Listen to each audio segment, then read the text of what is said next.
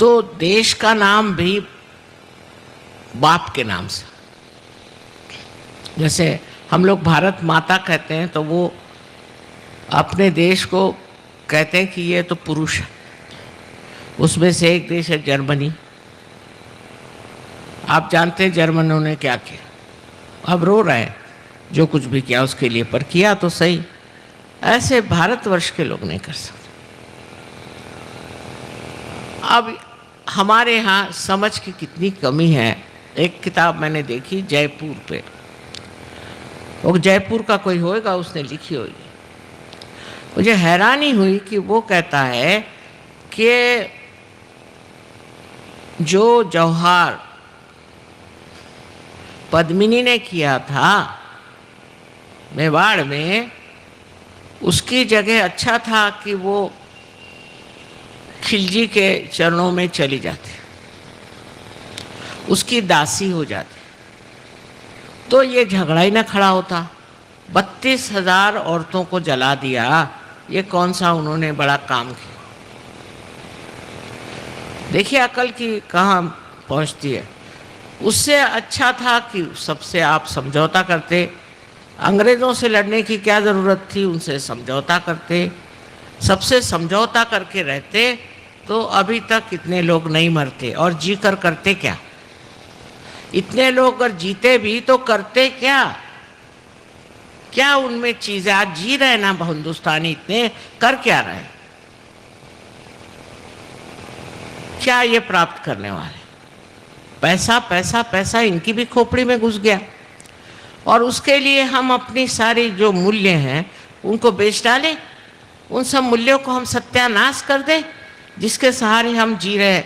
और आपको पता होना चाहिए कि सारी दुनिया आपकी तरफ आंख लगाए बैठी कि आप कौन से मूल्यों पे उठने वाले हैं, कौन से मूल्य से आप जगने वाले हैं। कोई भी आपको बेवकूफ़ बना दे, आप बेवकूफ़ बन जाते हैं। अंग्रेज़ों ने बेवकूफ़ बनाया, अब और बेवकूफ़ बनिए। अनैतिकता को फैलाना जिनका काम है वो भारतीय नहीं हो सकते,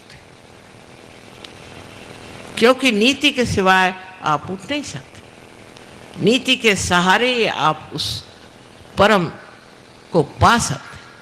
अगर आपने अंदर नैतिकता नहीं बैठी हुई तो आपका उद्धार हो नहीं सकता। आप नर्क में जाएंगे और आपका देश भी नर्क में जाएगा। जो लोग अनैतिकता को लेते हैं, जैसे देखा है हमने कि उन्होंने वहाँ पे हर तरह की स्वतंत्रता दे दी। अमेरिका किसी तरह से पैसा कमाना है, फिर औरतें अपनी इज्जत बेचे, चाहे शराब के आप गुत्ते खोलिए, चाहे कुछ करिए, किसी तरह से पैसा कमाना है। और पैसा कमा करके ये नए अमेरिका का देश है का, आपको पता है सब पे कर्जा है, उस देश पे कर्जा है। हमारे यहाँ से इतने लड़के वहाँ गए, इतने पढ़े लिखे। मैंने कहा यहाँ आए क्यों? कल यहाँ बड़ी तनख्वाहें मिलती थी, पैसा मिलता था इसलिए आए। अच्छा, अब पैसा गया कहाँ? सब पे क्यों इतना कर्जा है? हर एक बच्चे पर कर्जा। मैंने कहा भाई ये हिंदुस्तानी होकर तुम्हारे ऊपर कर्जा क्यों हुआ? सोचने की बात है कि आप बड़े भारी इंजीनियर हो गए, डॉक्टर्स हो गए, चार्टर्ड अकाउंटेंट हो गए, और यहाँ कर कर्जे में बैठे हो कि अब तुम वापस नहीं जा सकते। कल यहाँ पे जो लाइफस्टाइल है, यहाँ के जो रहन सहन है, उसमें तो कर्जा हो ही जाता।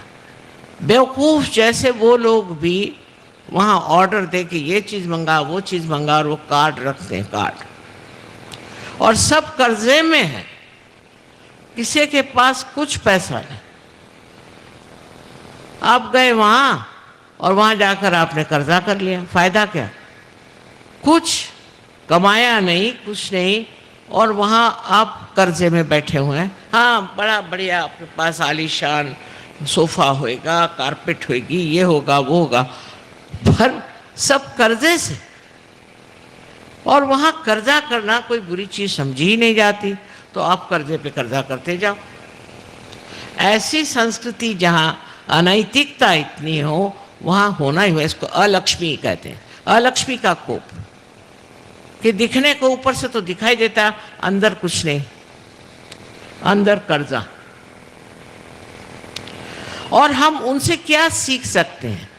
वो यहाँ सीखने आते हैं और हम उनसे क्या सीख सकते हैं? इन लोगों से कुछ भी सीखने का नहीं। ये कहने में कोई भी डर की बात नहीं है कि अपने देश जैसा महान देश कोई नहीं, और हमारे भारतीय संस्कृति जैसी कोई भी संसार में संस्कृति नहीं।